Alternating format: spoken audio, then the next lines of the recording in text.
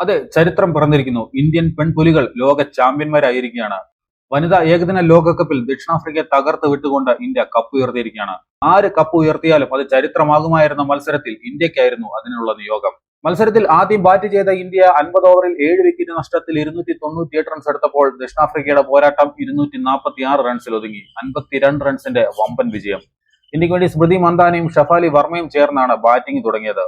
104 റൺസിന്റെ opening wicket പാർട്ണർഷിപ്പാണ് അവരുണ്ടാക്കിയത്. Smriti Mandhana ആദ്യം പുറത്തായി 45 runs എടുത്തു. എന്നാൽ ഷഫാലി വർമ്മ മികച്ച രീതിയിൽ ബാറ്റ് വീശി 78 പന്തിൽ 87 റൺസാണ് എടുത്തത്. ജമീമ റോഡ്രിഗസ് 24 റൺസ് എടുത്തും ഹർമൻപ്രീത് കൗർ 20 റൺസ് എടുത്തും പുറത്തായി. എന്നാൽ പിന്നീട് വന്ന ദീപ്തി ശർമ്മ അടിപൊളി ബാറ്റിംഗ് ആണ് കാഴ്ചവെച്ചത്. 58 പന്തിൽ 58 റൺസ് എടുത്തു.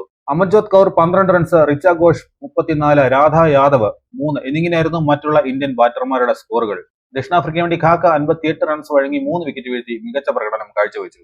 മറുപടി ബാറ്റിംഗിന് ഇറങ്ങിയ സൗത്ത് ആഫ്രിക്കയ്ക്ക് വേണ്ടി അവരുടെ ക്യാപ്റ്റൻ ലോറ വാൾവട്ട് മിന്നുന്ന സെഞ്ചുറിയുമായി കളം നിറഞ്ഞു. 98 പന്തിൽ 101 റൺസാണ് അവരടിച്ചെടുത്തത്.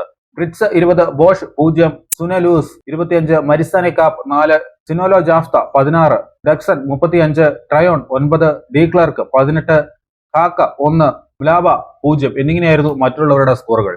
ബാറ്റിംഗിൽ തിളങ്ങിയ ഷഫാലിയും ദീപ്തിയുമാണ് ബൌളിംഗിലും ഇന്ത്യക്ക് വേണ്ടി തിളങ്ങിയത്. ദീപ്തി ശർമ്മ 9.3 ഓവറിൽ 39 റൺസ് വഴങ്ങി 5 വിക്കറ്റുകളാണ് പിഴുതത്. ഷഫാലി വർമ്മയാകട്ടെ 7 ഓവറിൽ 36 റൺസ് വഴങ്ങി 2 വിക്കറ്റും വീഴ്ത്തി. അങ്ങനെ 45.3 ഓവറിൽ 246 റൺസിന് സൗത്ത് ആഫ്രിക്ക ഓൾ ഔട്ടായി. ഇന്ത്യ ആദ്യത്തെ ഏകദിന ലോക കിരീടം ഉയർത്തുകയും ചെയ്തു.